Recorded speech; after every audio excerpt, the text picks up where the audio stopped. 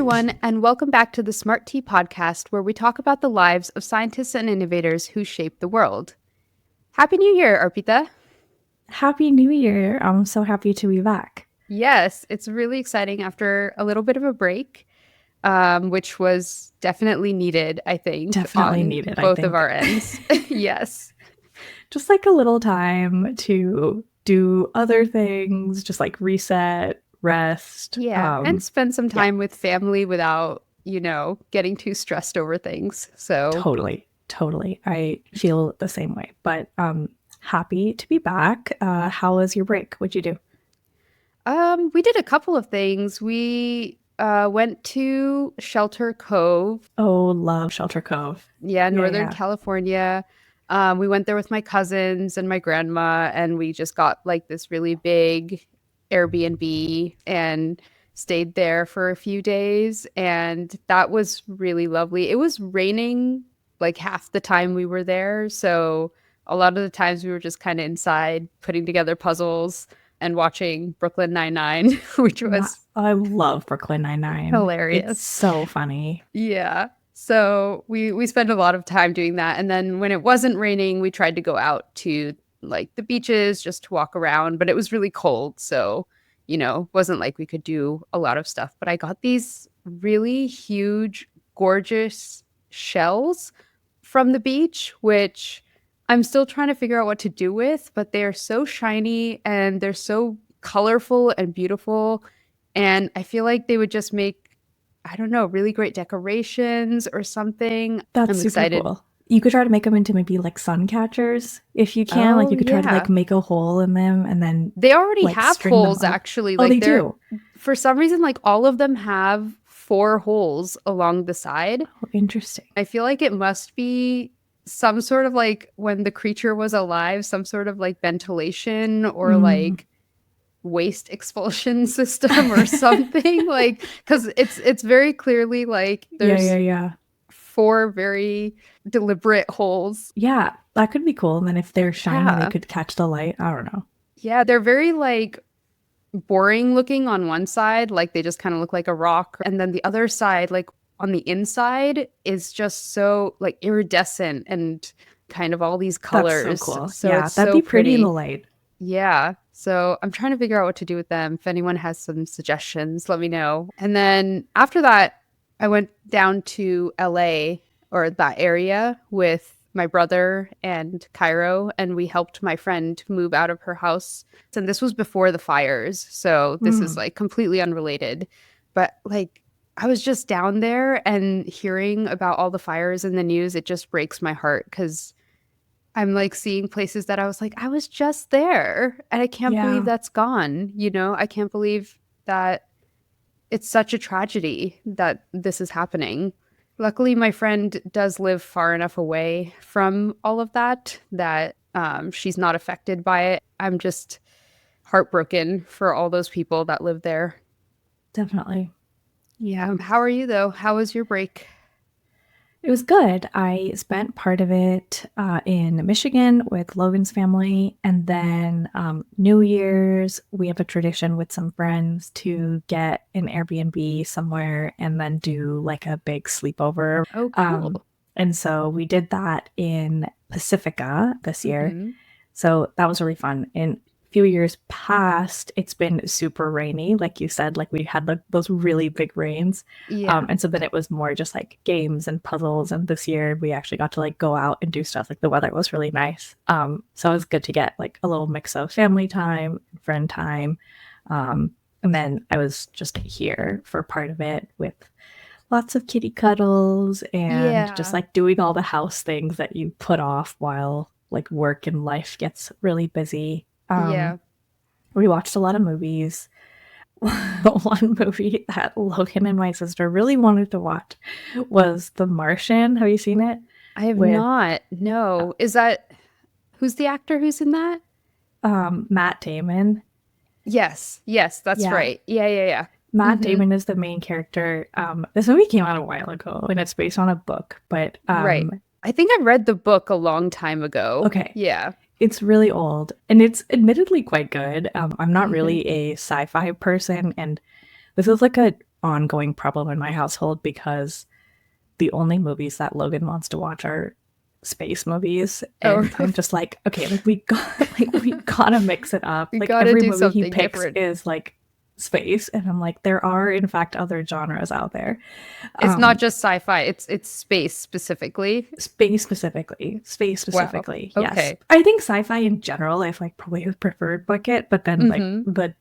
the sub interest is Is space. space specifically. Okay. Space specifically, yes. And so this is like an ongoing debate in this household. But The Martian is admittedly quite good. And I Mm-hmm. think one of the things that makes it really interesting is the person who wrote the book originally. Like, I want to say he's a scientist himself. Like, he's not a author or novelist. And Mm-hmm. so a lot of the stuff that he's writing about is, I mean, like, it's fiction, but is like Yeah. rooted within like scientific principles. Yes. And so this is what inspired my story today. It's about the founder of JPL.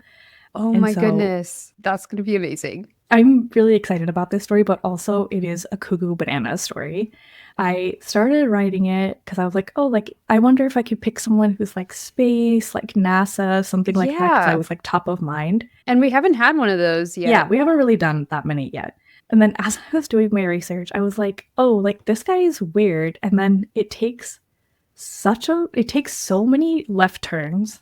And I was just like struggling to keep up with the story because every time I was like, oh, this is the crazy part of the story, Uh-huh. there's another crazy It part of just the got story. It just crazier. got crazier and My God. crazier. Oh my goodness. Okay. I also have to say, this one is long. I tried so hard to pare this Mhm. down. I think this is the opposite of the winter episode we did. Yeah, It's we're like making up for it now. we're making up for it now. I cut this down multiple times. I considered making it 2 parts. Oh my I think it goodness. realistically could be 2 parts because this is it's a dense story. Oh my gosh. Okay, I'm ready. I'm so excited. Let's do Okay. it. Okay. So the founder of JPL, his name is Jack Parsons. His full name is actually Marvel Wildside Parsons. Um, What? I'm yeah, already like, no, wow. that's his real name. So he was actually named after his dad. His dad's name is Marvel, but Okay. then because he's a junior, he got nicknamed Jack really young. And so he was called Jack pretty much always after that. He was Hmm. born in Pasadena, California in 1914. And the drama starts like literally right away. So, right after he was born, his dad got caught sleeping with another woman, and he was also involved in a sex ring with prostitutes. What? So, his mom filed for divorce. Yeah. And then, Oh my God. Oh and my then she God. moved herself and Jack in with her parents, so Jack's grandparents, and they lived on this like really big mansion, this estate on Millionaires Row in Pasadena, which like still exists. It's just like a neighborhood with like a ton of fancy mansions. Wow. That's already insane. Oh my gosh. And I'm so glad her mom was like, peace, I'm gonna go live on Billionaires Row. Like, I have somewhere to go, I have somewhere to be. I'm Right. taking my son and we're fine without you and your weirdness. Goodbye. Totally. That's amazing. Um yeah, so the grandparents are really wealthy. And so he like really liked growing up here. He got to like run around. He was an only child. There's like really big grounds. He didn't have Hmm. that many friends and he was a pretty serious kid. So he spent a lot of his time reading, which then began his interest in science fiction, which then, probably similar to Logan, inspired his early interest in rockets and space. And when he was in junior high, he made a friend named Edward Foreman, and the two of them were like always up to like some shenanigans. They, probably like most young boys, they loved blowing things up and making amateur rockets. So they take the Hmm. explosive powder from cherry bombs and fireworks for fuel. And they mostly ended up just making like big holes and like burning things in the backyard. But Hmm. they also did make some interesting discoveries and interesting learnings. So if you have a bunch of explosive powder and you ignite it, it's going to explode, but in every single direction. It's Okay. not going to come out in one direction, right? It's like not something that you Right. can control. The explosion is going to happen in every single direction. Right. But what they were interested in doing was like blowing up these rockets. They wanted the rockets to go up. And so in Hmm. order for that to happen, you need thrust and you need steady thrust. So for a lot of the fuel they were using, which was like whatever they could get their hands on, they're probably like 11 at this point, they burn really, really quickly instead of steadily. You want something that's going to like burn at kind of a slow rate over time. But what they're using right now, because it's made up of all these different substances, it's like kind of hard to control. They're basically just like igniting it with a spark. It's hard to control. So you can't get that upward thrust. Everything is like moving in different directions. Yeah, you want something that kind of just constantly pushes you up rather than just explodes everywhere immediately all at once. Makes sense. Right, right. And if you're trying to get it to go up high, you need it to have a certain amount of thrust over time versus an explosion is going to have a big spike of energy and then it's going to go down really quickly because all of the fuel gets burned at once. So they're trying to solve this problem. And so Jack comes up with this idea of taking all of the explosive powder and mixing it with glue. So then the glue hardened. And so when they lit it on fire, it's now like hardened to a mass. So it has to burn through the glue in order to get to the next explosive molecules. So it takes longer for it to burn, which means that it's a little bit more controllable. And then they like were able to sort of get rockets to move up a little bit more and have some more upward direction and thrust. It's still like very bad. Like 11-year-olds should not be doing this, but oh my God, they're 11. Oh my God, they're in junior high. They're like maybe 12. Like yeah, they're little kids. Too young. They should definitely not be doing this. But the glue did work quite well, and this was like a very exciting discovery for Jack.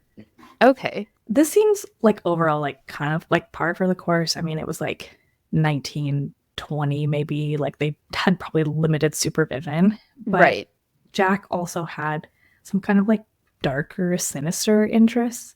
So when he was 12, he tried summoning a demon in his bedroom. Wait, what? I know. I don't know how he did this, but he tried summoning a demon in the bedroom. And for some reason, he convinced himself that it worked. He did summon this demon. It scared the absolute crap out of him. And then he swore off like ever messing with like the spirit world or like demons or like magic ever again. So he was like, I'm never gonna do that again. That's so random. This is important to the story. Okay. Yeah, I'm like it came out of left field, but I'm figuring there's more to this. No. This is important to the story. Is like when he was really young, he like starts messing with the spirit world and he decides that he's not going to do it again. But and as you may imagine, he does do it again. Oh my goodness. Oh my goodness. Okay, rockets and demons. Great. Rockets and demons. Yeah, that's actually a good summary. So based on all of this, it's not like a huge stretch to imagine that Jack had a little bit of a discipline problem. He got in trouble a lot and at school. And so in 1920, his mom sent him to a military academy. And within days of arriving at this military academy, he blew up a toilet and he got expelled. Oh my God. Oh my God. Oh my goodness. Loves blowing things up. Yes. And so like his family didn't even really have time to recover from this. They like, you know, put him back in public school. He continued having discipline problems. I'm just going to say that says something when even the military can't straighten you out. Like even the military is like, no, you're too crazy. We can't deal with this. We can't deal with this. Yeah, he was definitely just like on one as a kid. And so then in 1929, the stock market crashed and his grandfather lost all of his money in the stock market crash. So this family now had like serious money problems to deal with. Oh no. So by this point, he had enrolled in Pasadena Junior College and he was only there for a very short time before he had to drop out and get a job to support the family.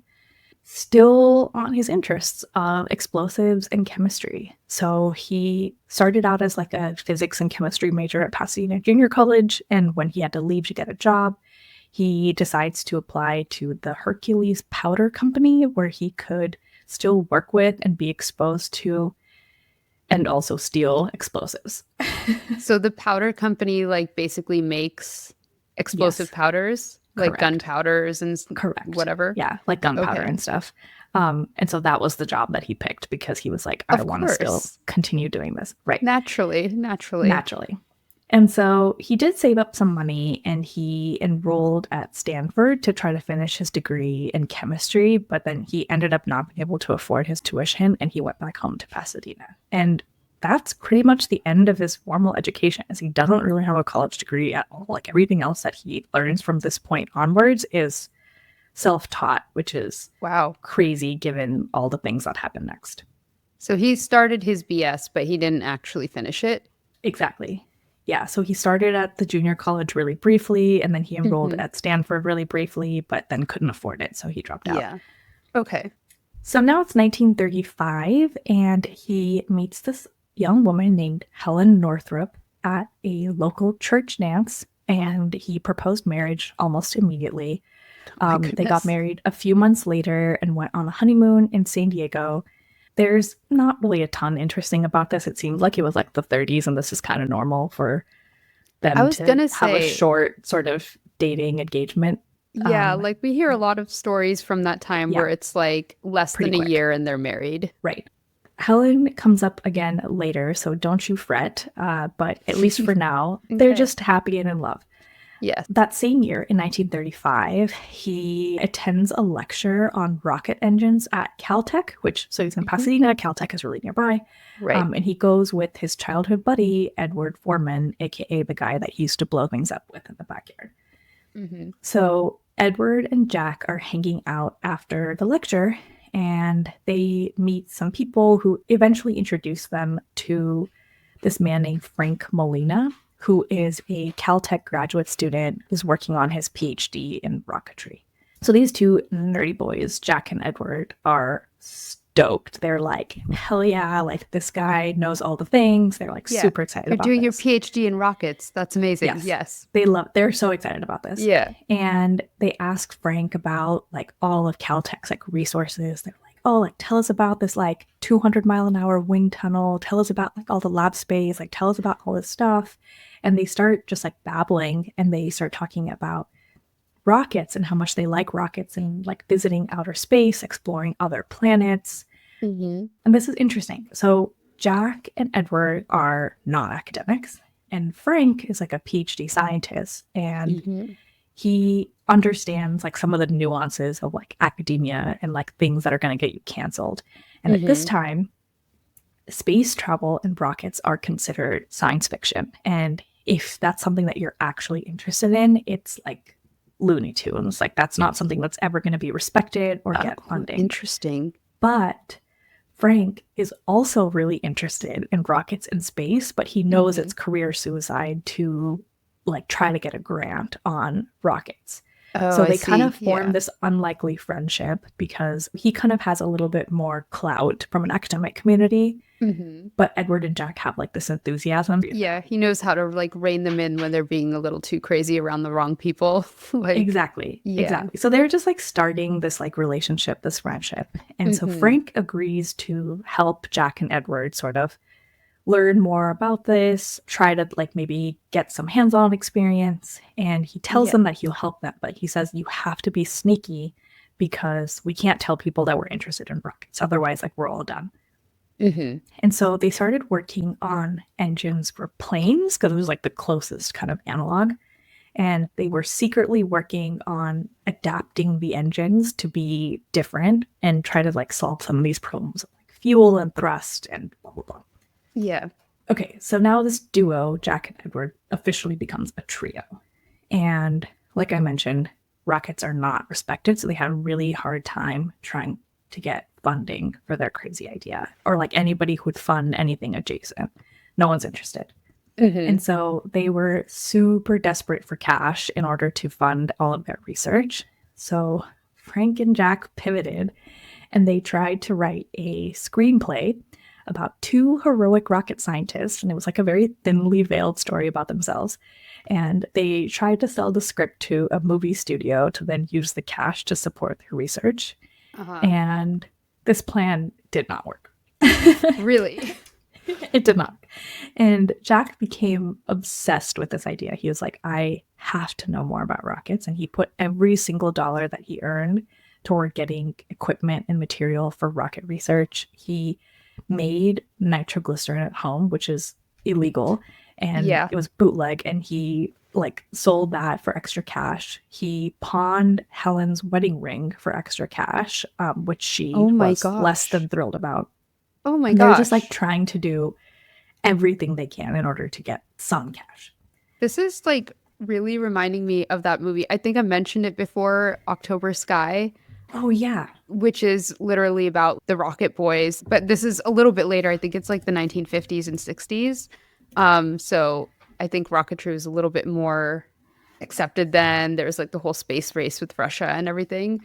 So this just seems like early day. Like it sounds almost like October Sky, but like psychotic almost is Yes. what it's So it looks reminding like me of. October Sky is a little bit more about the space race, like you said. I just Googled Yeah, it. it's more about Okay. the space race, but like the movie itself is about four boys who get together. They're really interested in rocketry. They're trying to make homemade rockets. They like go into the science behind it. They're entering these competitions. So it is a lot more like structured, but it is about like kind of the same thing about like these guys that are these young adolescent boys that are just really interested in rocketry and space.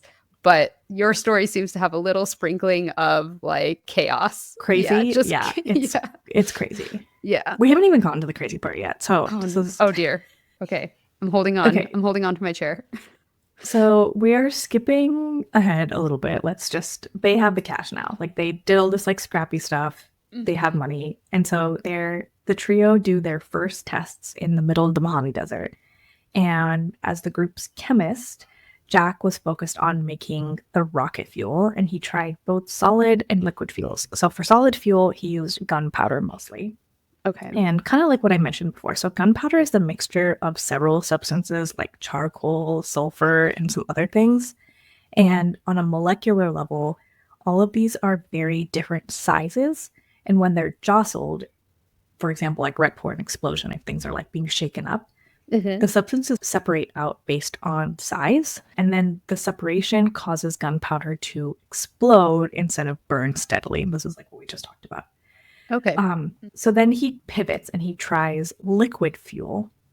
And so he has two hoses, one that feeds in liquid oxygen and the other that feeds in methyl alcohol. And these liquids like get poured in, they mix inside of a chamber, and then there's a spark through an ignition system, which Hmm. starts the burn.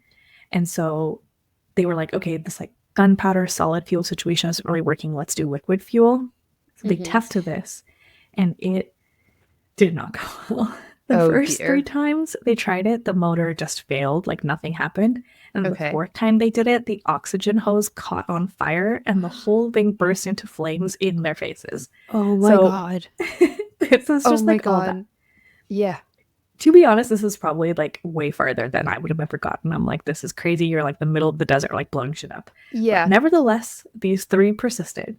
And in 1937, they worked out a lot of the issues that they had with their liquid engines, and they were able to produce a decent amount of thrust.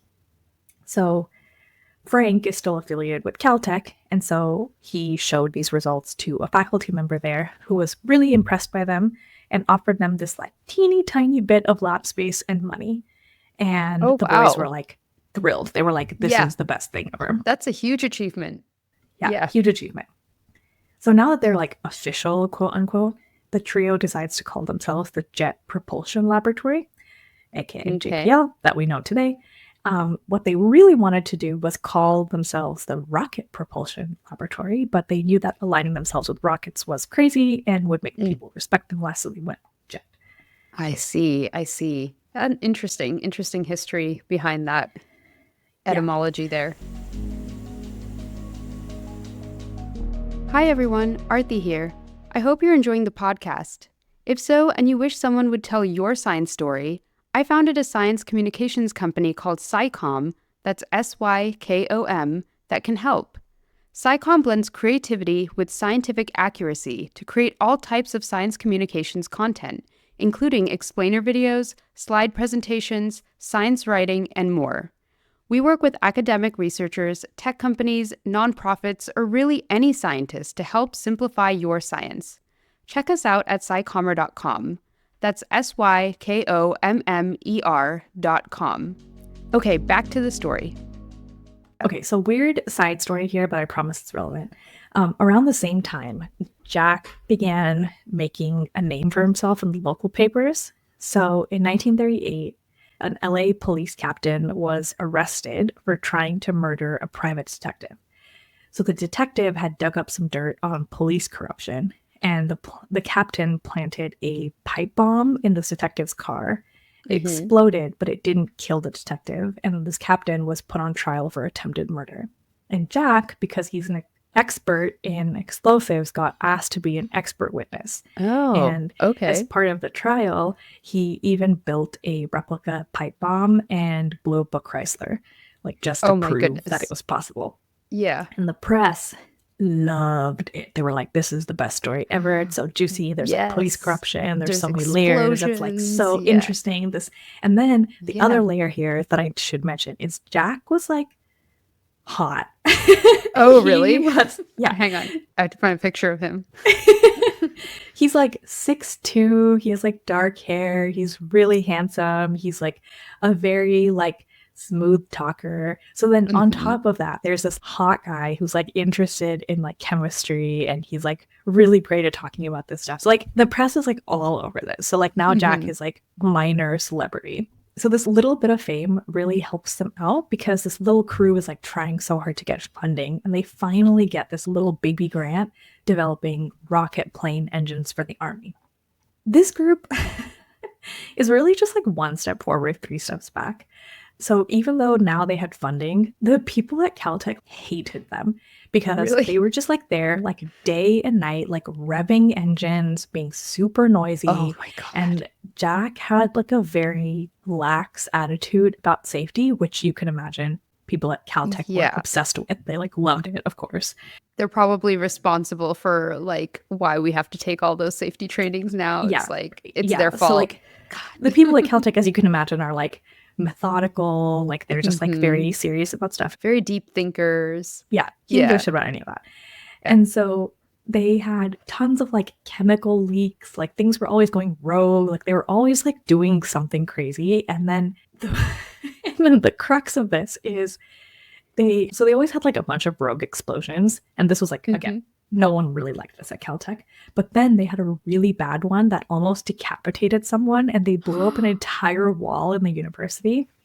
And oh my God. JPL was like, you guys are done. Yeah. Banned them. Wait, I thought JPL was what sorry. started. Sorry. Caltech banned JPL. I'm sorry, I misspoke. Caltech was like, you guys are done. And so they banned JPL, and they were like, you guys got to get out of here. And so oh my goodness. their little production, which they call JPL still, moved to this like small canyon outside of Pasadena where JPL actually still is today.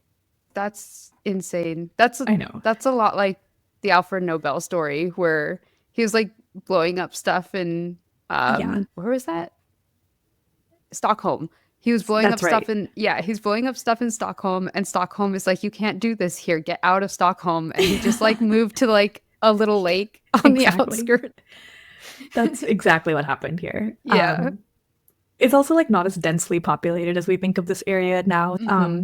So now they're in this like warehouse that they've set up on their own. It's like out in the middle of nowhere. And Jack is definitely like the self-proclaimed ringleader of the trio. And people started to joke that JPL really stood for Jack Parsons Lab, which you can imagine that Edward and Frank really loved. Yeah.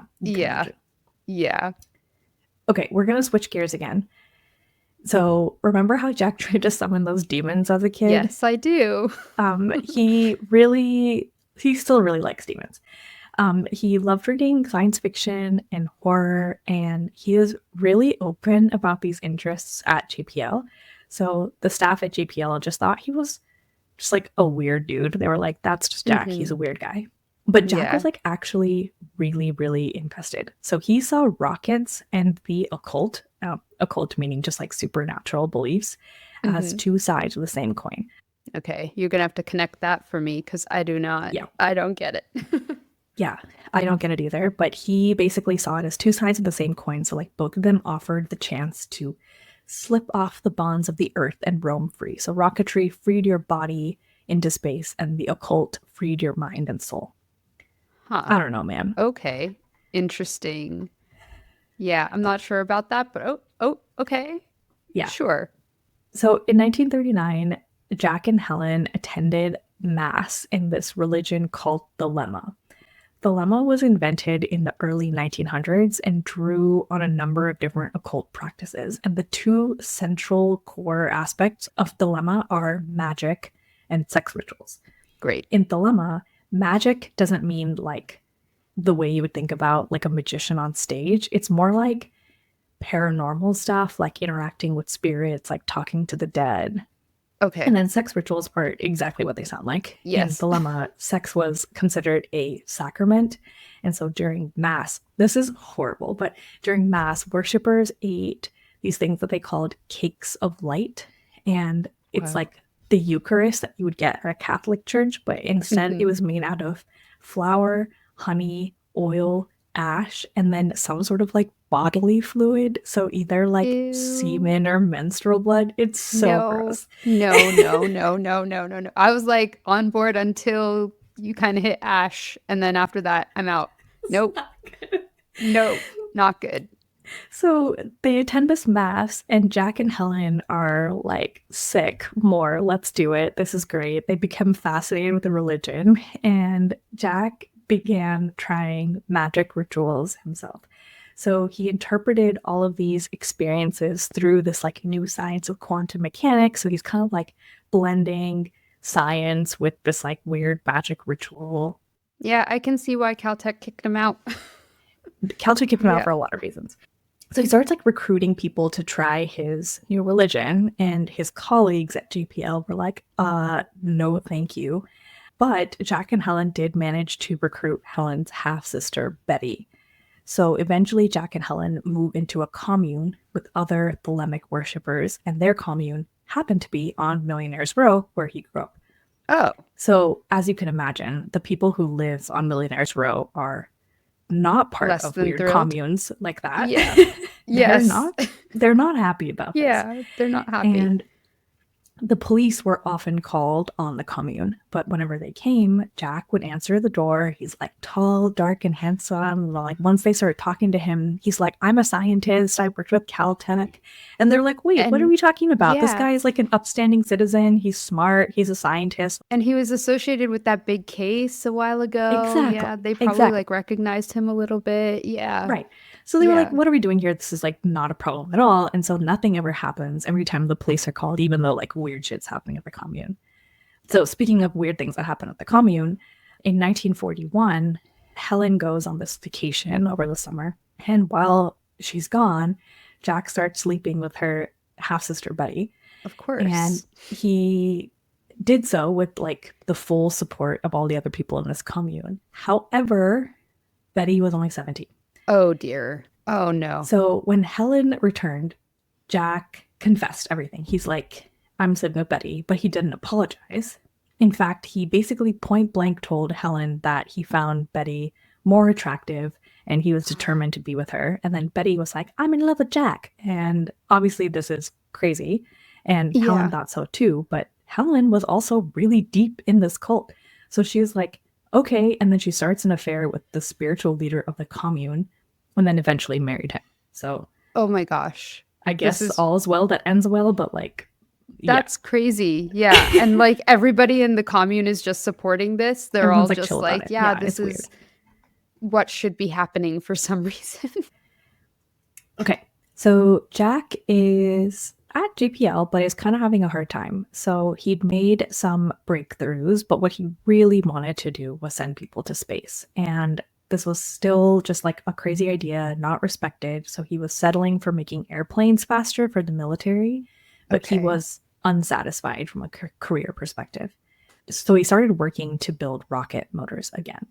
And so going back to that experiment he did as a kid where he added glue to gunpowder with pretty good results, he decided to try this again. So this time he mixed gunpowder, glue, cornstarch, and fertilizer.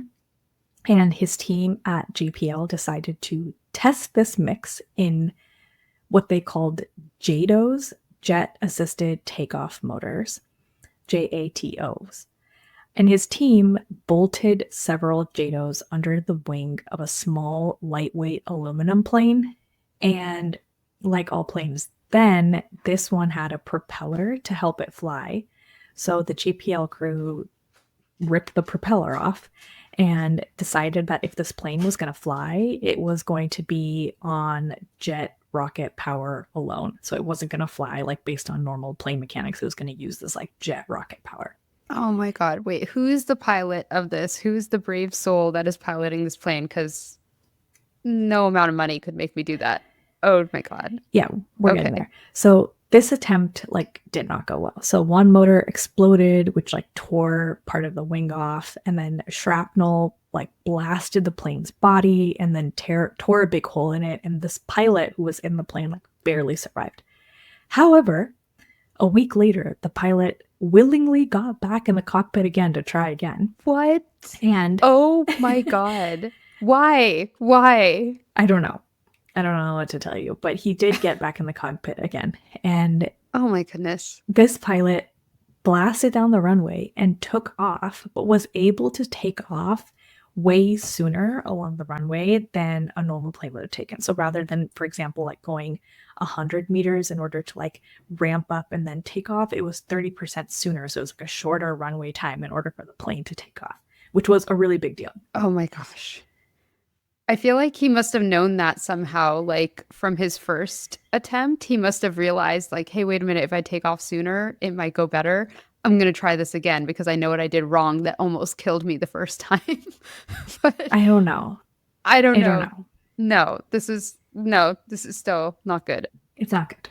But what it did mean is that they launched the first ever vehicle, in this case, it was like a plane with jet rocket motors. And the takeoff time was really helpful because later what ended up happening is that they realized for military purposes that they could land on and off of like military destroyers, like ships in the sea, because it didn't need as big of a runway. And then like really remote locations, it was able to take off sooner. So it didn't need quite as big of a runway before. So it had like really interesting military implications, aka they could still be funded, aka they could still mess around. Oh my gosh. This is just crazy. I don't know if this would this even be allowed today because they've had so No. many.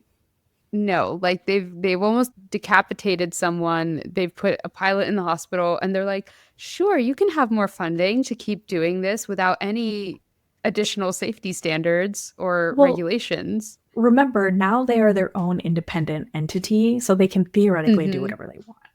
I guess. They, sure, like within reason. Like they're Yeah. no longer affiliated Yeah. with Caltech, so they don't have as many, I guess, as much oversight. But someone is still funding them like this is a good idea. Well, someone is funding them to try to like make the military better, basically. So they just need to demonstrate that whatever output they're creating is helping military pilots or planes or whatever. Like as long as they're delivering on that, that's fine. I guess the method of how they do it, they don't really care about because they're their own funded or their own entity, basically. Gotcha. Okay. So even though this worked with the pilot, Jack knew that it was lucky and it's not sustainable. So he began tinkering again with liquid fuel.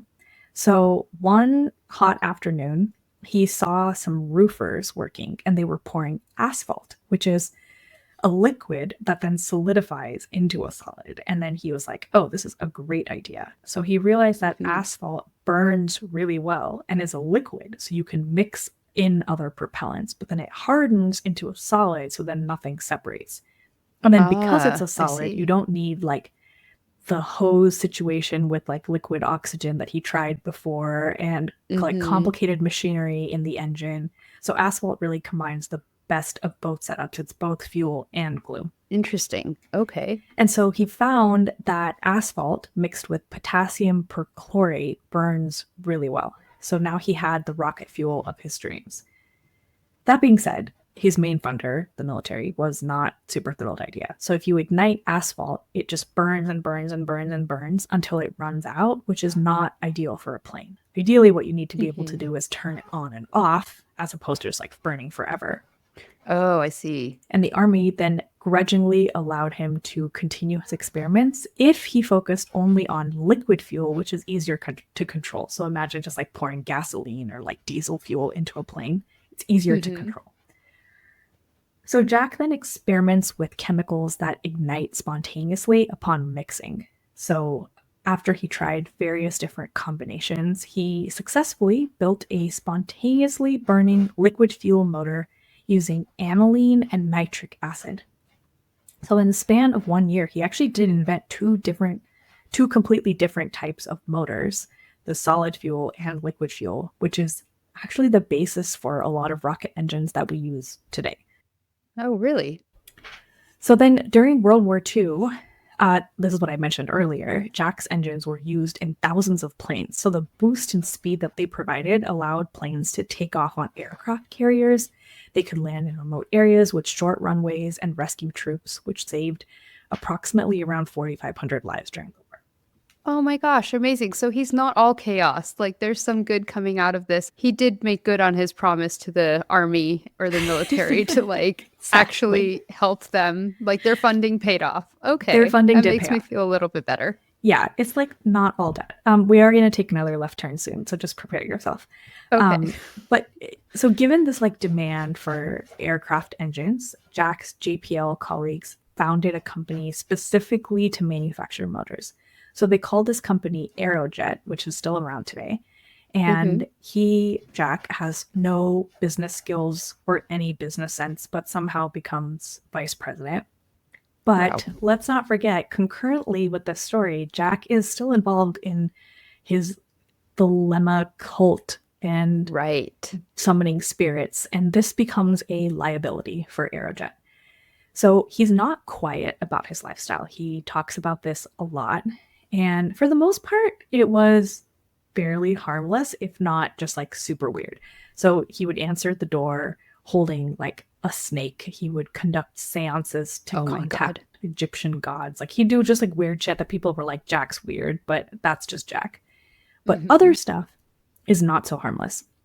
So, for one, as we talked about before, he abandoned his wife to sleep with a 17-year-old. Right. Other commune members were accused of sleeping with a 16-year-old neighborhood boy.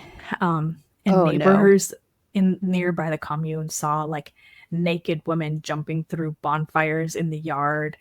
Jack was Whoa. also making absinthe illegally in his bathtub, and he was taking all sorts of drugs like cocaine, morphine, peyote, and he would show up very regularly hungover or still on drugs to Aerojet meetings, which, like you can imagine, really pissed them off. They were like, we're trying to run a Yeah. business. It's such a different, like, it's so weird to reconcile those two sides of one Yeah. person. It's like the, what did you say he was like president or Vice VP of, president. He's VP. yeah, Yeah. VP of like Aerojet, any vice president though, like a vice president of a company that's rooted in science and like literal rocket science. And then Mm-hmm. like this crazy cult person who's on drugs and believes in Yeah. like sex rituals and stuff. And Yeah. that's like the same person. That's the same person. It's so different than what we think about. We think about like VPs of rocket space companies being very, very smart, kind of all business. Like, Honestly, it kind of reminds me of Elon Musk a little bit. Like he's also cuckoo that's bananas true. and is smart, like founded SpaceX, has done all this like interesting stuff with like Yeah. batteries and all this technology, but also is a nut job. Is, yeah, Like like is completely insane. completely insane. So I mean it's Yeah. not Good parallel. unheard of. Okay, so as you can imagine, Aerojet finally had enough and they're like, you're fired, you're out of here. So at this point, Aerojet didn't actually need a lot of his tinkerings and crazy behavior. What they really needed was someone to like just work 9 to 5 because they're trying to grow a business. And Mm. that is not Jack's forte. So Aerojet gave Jack $11,000 in severance, which allowed him to purchase the mansion that the commune was in. And then people started calling it Parsonage in his honor. Mm. Okay, so now World War II ended, and enter L. Ron Hubbard, who is the future founder of Scientology, who joins the commune. Oh And my goodness. Jack was in love. He was like, this guy is awesome. Jack loves like magic and communing with gods and demons. And then Ron, to him, was the most natural magician that he'd ever met. And Mm-hmm. so Ron had this like amazing gift. I don't even know what that means, honestly, but had this amazing gift for contacting like the other worlds. And Okay. Jack welcomes Ron into the commune's inner circle. And Ron, in return, showed his appreciation by sleeping with Betty. Oh my gosh. This Betty girl also, like, oh my God. What So is happening in this? This is I don't know. crazy. What? So then Okay. Betty leaves Jack for Ron, and Jack wasn't even that mad because he was so obsessed with Ron that he was like willing to accept anything, honestly. He's like, yeah, you deserve her more than I do. You're Exactly. amazing. Exactly. That's exactly right. So Jack has an idea for Ron. He goes back to that experience he had as a kid where he summoned a demon, and he's like, wouldn't it be cool if we did that again? And he had a specific spirit in mind. It's this goddess named Babylon, aka the Scarlet Woman. And take a wild guess, Babylon is a sex goddess. No kidding. And because the world was like World War II, like it's like war torn, all of this stuff, he thought that the world was currently being ruled by a violent god. And if they Hmm. summoned Babylon, it would teach people to love. That's his hypothesis. Okay. Sure. Just gets crazier and crazier. Okay. It really Yeah. does. And so, like I mentioned, to Jack, rocketry and the occult are intertwined. And so his rocket career is now in shambles. He's been fired from Aerojet, and the occult was like pretty much all he had left. And so he Hmm. convinced Ron to help him summon Babylon. And they started this ritual in 1946. Honestly, like weird shit. They like had like a dagger. They like played music. They like had blood. There was like spells. I don't know. Okay. I'm envisioning, yeah, Yeah. like crazy ritual. Yeah. Yeah. Unclear what they did, but they did something. And Yeah. according to Jack, this worked because very soon after, a Scarlet Woman entered his life. So this woman was a former Navy officer who was Mhm. curious about religious worship and magic. She'd heard about this from friends. Her name was Marjorie Cameron, and she had red hair, and she basically just like knocked on the door of the commune. So, Okay. according to Jack, his spell worked. And she's supposed to be like the incarnation of Babylon or Correct. something, according to him. According to Okay. Jack. So Jack becomes obsessed with Marjorie and he thinks that he summoned her from a different realm. And they start this affair and they lock themselves into a room for weeks and they're just sweet, sweet loving. And he sincerely thought that him sleeping with Marjorie was a way to bring world peace because this is the incarnation of this goddess. That's so mind-boggling. Okay. Like how do people make these connections? I don't get it. No, he's crazy. He's crazy. Yeah. And so the two get married. And so Jack is like finally feeling like he's like putting the pieces of his life back together. Like he's fired, but now he has this like woman that he's in love with, like blah, blah, blah. However, Ron screws Jack again. Ron approaches Jack with this business plan. He's like, hey, what if we buy some yachts on the East Coast and then we sail them to California and we sell them for a markup? And this doesn't even make any sense. But It does Jack, not. no, that's not. Yeah. But Jack was like, oh my God, amazing, great idea. And he blindly gave Ron his entire life savings. And Oh Ron no. disappeared to Miami with the money and he took Betty with him. Wow, that's a shock. Yeah. And Jack is so obsessed with Marjorie, like he doesn't even realize for a while that he's been scammed. And then he's like, oh my God, wait. And he goes to Miami and he can't find Jack and Betty. And he assumes that they're on this yacht that they bought and they're out at sea. Mm-hmm. So then Jack decides to summon up a weather demon to start a storm to kill Ron and Betty. And so Oh my goodness. somehow a storm actually did pick up across the What? coast. And Ron and Betty's yacht gets totaled, like completely clobbered. The sail got torn off and they like finally Oh make my it back to port and Jack is like waiting for them. It's like, ha, how do you like Yeah. my weather demon? Exactly. Oh No, my exactly. God. Somehow this happened. And so Jack ends up getting some of the money back, but he and Ron like eventually part ways as enemies. Like he's no longer enamored with Ron.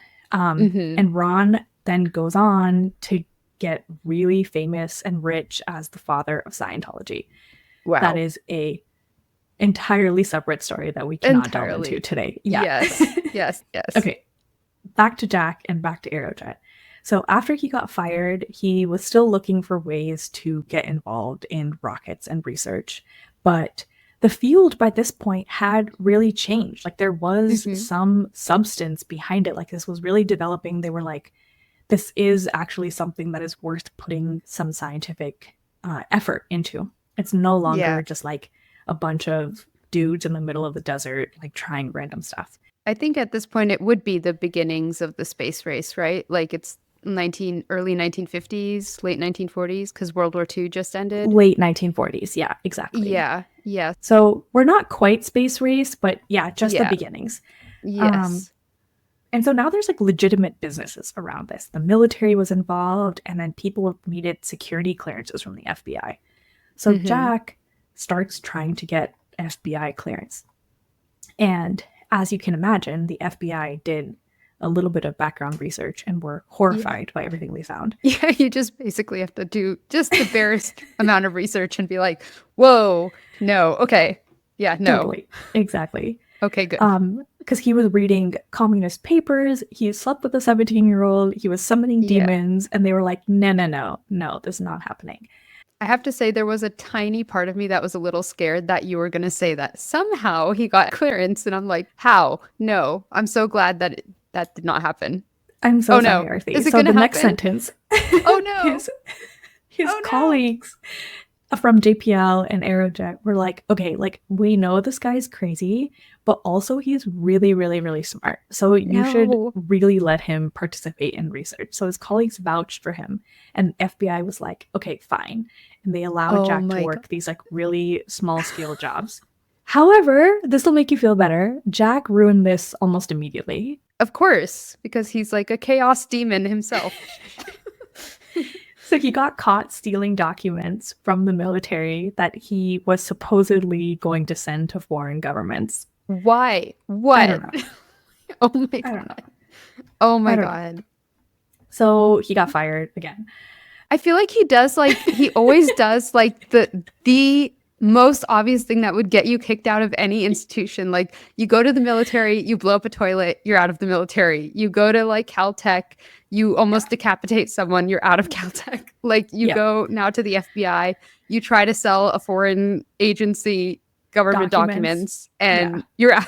Like you always do he's always doing like the absolute worst thing that you could do in that institution. Totally true. But also like kind of he's brilliant. So like it's unclear like what the situation is here. Okay, so now we're just like ping-ponging back and forth. So now he's back to magic because he no longer has rockets in his life. So he's back to magic and he decides to do magic full time. So now he's declared himself to be the Antichrist. He begins visiting prostitutes for more like sex magic rituals. Like he's like full eyeballs deep into this thing. But he's also broke. So in order to make money, he sets up a lab in his garage where he starts making special effects chemicals for Hollywood, stuff like pyrotechnics, fog, stuff like that. And one afternoon in 1952, he got a rush order for some pyrotechnics for a movie. And so he headed down to his lab, also known as his garage, and starts mixing chemicals. And around 5 p.m., there was 2 quick explosions that the whole neighborhood heard. And so neighbors rushed over and they found a huge hole in the ceiling. The lab's windows were shattered. The heavy garage door had been torn from his hinges, and Jack was laying in the middle of the wreckage, missing his right arm and most of his face. Oh my God. God. And his last words that he said were, quote, "But I'm not finished yet," end quote. Oh my goodness. No one knows what happened with the accident. Like we said, like many times before, he was super cavalier about safety. So there's one like very obvious hypothesis that he probably just like messed up while he was mixing explosives. And then that caused the first bang. And then because he kept other explosives just lying around, those might have ignited and then caused the second bang. But there's also darker explanations that have been proposed. So a neighbor, supposedly, there's not really any proof for this, found a syringe of morphine in the lab trash can. So then, like, was he high while he was doing these? We don't know. Other people thought that he was, like, being driven to suicide or was, like, trying a different magic spell. It's unclear.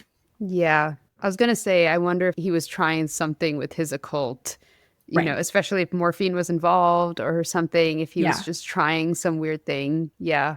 And so no one really knows what happens. But then there was also some conspiracy theories about this. So remember the police captain that planted the bomb? Mm-hmm. Um, Jack's testimony sent the police captain to prison. And also, right before he died, the police captain had been released from prison. So was that a Oh, coincidence? Like, was the police yeah. captain involved? Like Like, we don't some know. vengeance plot. Yeah. Exactly. So, regardless, he died super young. He was only 37. Oh my gosh, he's only 37 and Yeah, all of this stuff has happened. I know. It's crazy because he started when he was like 11. So, like, Yeah. the story moves quickly. Oh my gosh. He's only 37, but he left a really complicated legacy, as you can imagine. So, Mm-hmm. people who are involved in the occult still are obsessed with him. So, in like conspiracy theory circles, he's credited with attracting the first alien visitors to Earth. Oh, IDK. interesting. Um, Okay. in rocket research, his legacy is super mixed, as you can imagine. So, Mm-hmm. both his solid fuel and liquid fuel motors were really big breakthroughs, and NASA's Titan rockets, as well as Space Shuttle, were both based on his work. Like, it was really fundamental to understanding both solid and liquid fuel motors. Mm-hmm. Groups like JPL and Aerojet, both that he founded, don't really embrace him, which you could totally Yeah. understand why. Like, he was cuckoo Yeah. bananas. But also, like, it's kind of mixed. Like, a lot of people who are geniuses are also very troubled and, Yes. are really involved in like a lot of different things that are maybe not super highbrow or Yeah. above ground. So it's kind of complicated. Yeah, Um, because it's like you want to give credit where it's due, but at the yes, same time, you don't want to lift this guy onto a pedestal because he's exactly. insane. Insane. So, yeah. Exactly. And so there's a lot of controversy in the rocket science field about how much credit he deserves. And Mm-hmm. there's just like such a fine line between insanity and genius. That being said, the thing that people are very conclusive about is that if he was alive, like if he continued to live, Yeah. there's no way he would have ever worked at NASA. So at NASA, as we like all know, is like very involved in the rockets and the space race, but the agency Mm-hmm. was like way too buttoned up and like way Yeah. too straight laced. Like it's just like there's no chance he They would have had ever all been the able to safety work with. standards. Yeah. Exactly. They have all the safety standards.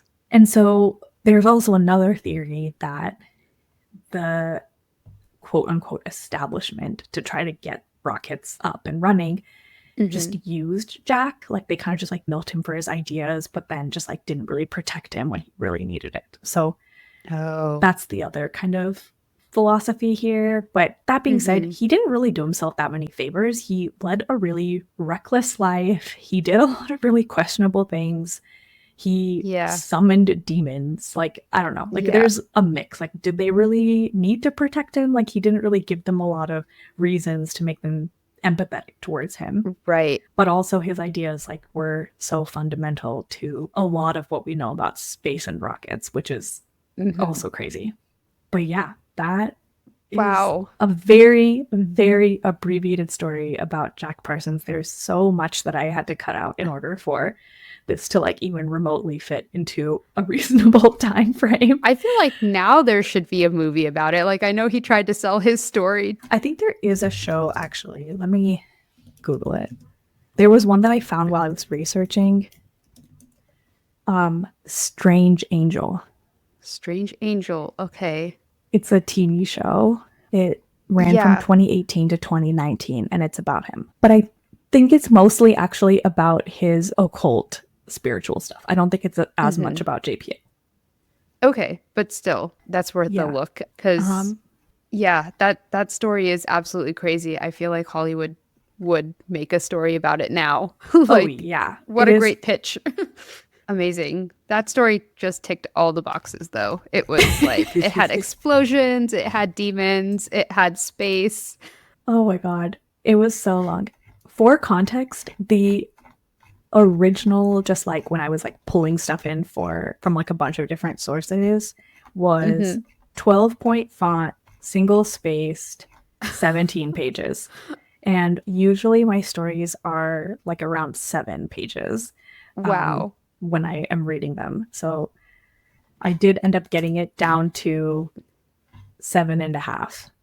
That was So worth be proud of me. that was worth everything. Yeah, that was amazing. That was an amazing story.